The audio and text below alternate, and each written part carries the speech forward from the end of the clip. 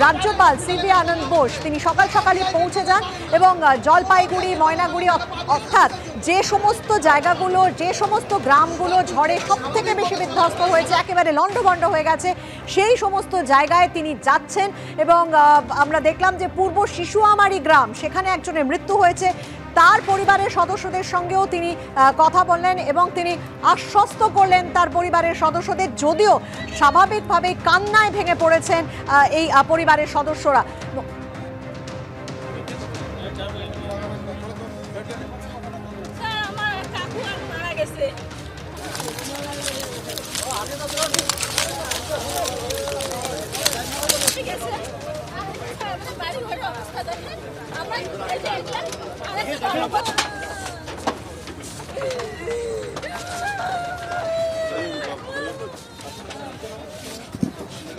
একের পর এক দুর্গত এলাকা ঘুরে বেড়াচ্ছেন রাজ্যপাল এবং একেবারে সব হারিয়েছেন যারা, এমনকি পরিবারের সদস্যকেও যারা হারিয়েছেন তারা কান্নায় ভেঙে পড়ছেন।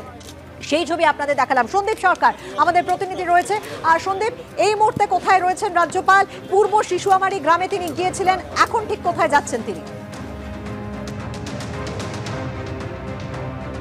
দেখো, পূর্ব শিশুয়ামারি গ্রামে যে জায়গাতে সমর রায়ের মৃত্যু হয়েছে, ৬৮ বছরের প্রৌঢ়, সেই সমর রায়ের বাড়িতে তিনি যান, পরিবারের সদস্যদের সঙ্গে তিনি কথা বলেন, শোকসন্তপ্ত পরিবারকে তিনি সান্ত্বনা দেন এবং পরিবারের পাশে থাকার আশ্বাস দিয়েছেন তিনি, এবং সব রকম সহযোগিতা করা হবে রাজভবনের তরফে, এই আশ্বাস তিনি দিয়েছেন।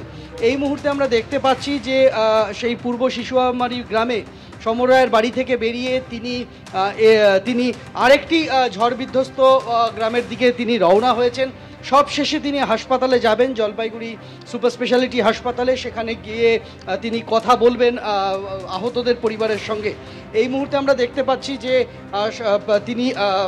তিনি সমর রায়ের বাড়ি থেকে বেরিয়ে গ্রামবাসীদের সঙ্গে কথা বলেন, ঝড়ে যাদের যাদের বাড়ি ক্ষতিগ্রস্ত হয়েছে তাদের সেই দুর্গত পরিবারের সদস্যদের মোবাইল নম্বর সংগ্রহ করে নেওয়া হয় রাজভবনের আধিকারিকদের তরফে এবং তাদেরকে সহযোগিতার আশ্বাস দেওয়া হয়েছে। কিছুক্ষণ আগেই রাজ্যপাল প্রথমে গিয়েছিলেন পুটিমারি উচ্চ বিদ্যালয়ে, সেখানে মেডিকেল ক্যাম্প রয়েছে, সেই ক্যাম্প তিনি ঘুরে দেখেন। তারপর তিনি পূর্ব শিশুয়ামারি গ্রামে আসেন, সেখানে যাদের বাড়িঘর ভেঙেছে, যারা গুরুতর আহত হয়েছেন, যাদের মৃত্যু হয়েছে, তাদের পরিবারের সাথে কথা বলে এখন তিনি পরবর্তী গ্রামে যাচ্ছেন, যেখানে এরকমই আরও ঘটনা ঘটেছে। একেবারেই একের পর এক যে বিধ্বস্ত গ্রাম, সেই গ্রামগুলো, সেই এলাকাগুলো পরিদর্শন করছেন রাজ্যপাল সিভি আনন্দ বোস এবং আমাদের প্রতিনিধি যেমন আমাদের জানাচ্ছে সন্দীপ যে এরপর তিনি জলপাইগুড়ি সুপার স্পেশালিটি হাসপাতালে যাবেন। তবে এখন তিনি আরও একটি ঝড় বিধ্বস্ত গ্রামে যাচ্ছেন এবং তিনি আশ্বস্ত করছেন, সাহায্যের আশ্বাস তিনি দিচ্ছেন যে রাজভবনের তরফ থেকে সাহায্য করা হবে।